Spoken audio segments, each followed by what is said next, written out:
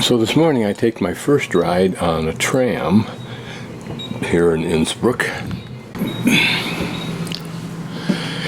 And we had two choices, one to go to Ilgs, IGLS, but my directions said tram number 6, and also we were going to go to Fulpmes.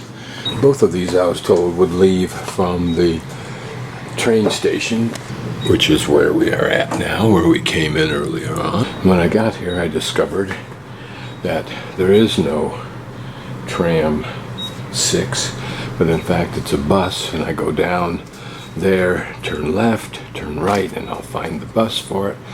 Or right here where I am, I can pick up this one, which goes to Fulpmes. I was going to do those in the reverse order, but lemonade, so this is where we go this morning. Well, that was a short tram ride.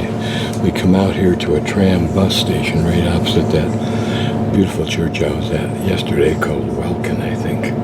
And we have to shift to a bus, but nobody told me that. Although maybe it's somehow in the ticket. Here's an example of the post-apocalypse rusted architectural look. We're right next to the cemetery. This may provide the added benefit of letting me see where I might want to go hiking. So here's the weird thing. We came by bus after getting off the tram, and now that I'm up to Fulpmes, here's the tram. It's against my principles to pay for a toilet, only because I'm more intrigued with my imagination at finding alternatives to it. But I want to experiment and see how to do this, so I think we just put 50 cents in.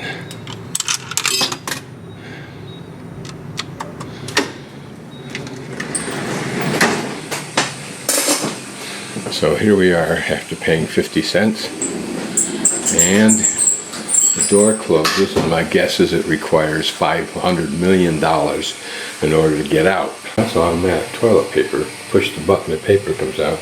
Don't quite know how to activate the water. Says it'll activate automatically when I leave. It actually gives me water, as you can see, no big surprise there. If I push this, I get a blower, which I just soon take my hand outside and hold it up in the air. If all else fails, I can push that red button, and I assume a horde of locals show up with the equivalent of old axes and bail me out. Anyway, we're going to, with great confidence, push this button. Eureka and Shazam. I've come to see this little village, but like most quote-unquote little villages in Europe, they ain't. But what it does illustrate is with a half-hour ride by car or bus or tram, you can be living out in a magnificent area like this and still have the immediate access to Innsbruck. So it's almost like having a Jackson Hole environment with a decent-sized city close at hand. Stubai is the name of the large mountain complex nearby. Not sure if we can see it from here, although I think I saw it on the way up on the bus.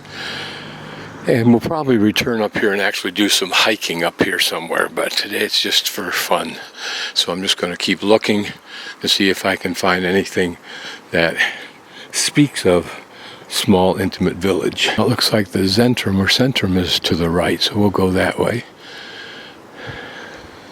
Doug's Mountain Getaway is supposed to be a good place to stay, but with this quick access, I might just stay in Innsbruck. That way I have greater control over what I do with regard to weather. Now, allegedly, this Terrassen Cafe Premium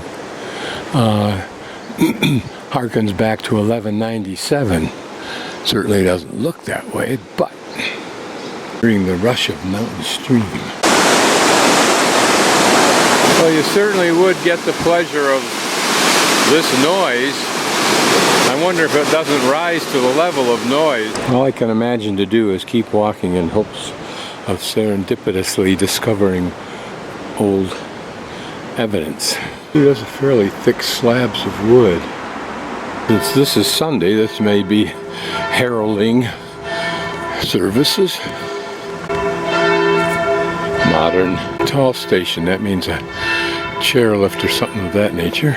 Aha, so there it is. listening to a curious noise which seems to be coming from the church. No, I'm not. Here's some implication of hikes, I think.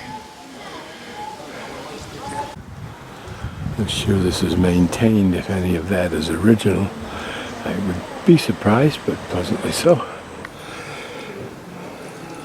I imagine these buildings are all old. Not sure the artwork is. This may once have been an original post office, or as the name of the picture implies, a stagecoach stop. People are scooting off at a brisk pace for somewhere. Going back up there to the chairlift, but I didn't see it. To me, it looks like Tourist 101. Everything's a hotel, everything's pretty. High intensity tourist place. You just get blocked in, literally, walking down some spur roads to these hotels where people come, I guess, and roam from restaurant to restaurant and look up at the mountains, except for remnants like this of a past. And they're fun to look at. Other than the specialty tech screws holding those pieces of wood in for the fence, this looks pretty authentic, doesn't it? Like this is the way people might have lived. A couple of old sleds.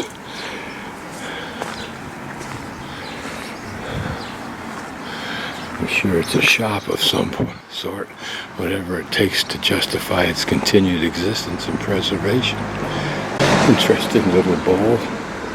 This is all new right here. Because this is just a promotional adjunct to the hotel to my left. Not sure what this would be used to process. That seems to say 1835. So it's seen its share of work in the old days. But notice how the little bit of aesthetics are even on that little chute. There is a wonderful smell coming up from somewhere that I can't identify. You can see it's very picturesque. It's just not old, except for the church. And these two buildings I'm looking at here. And perhaps some others sprinkled about. Another older building. Called Station Schlick. Oh, this is getting scary. Look at the people up there. And I imagine they're all going to go up to the top of that chairlift and go hiking. One quick pan, and then we're going to jump back on the tram and get out of here. This is just tourist intense.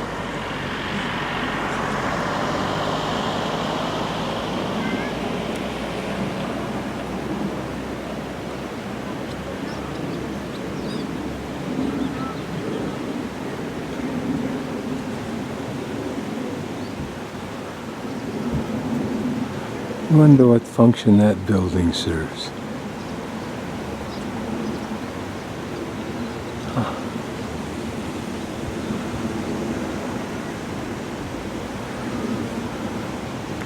This town is about as quaint as a Walt Disney Park ticket line.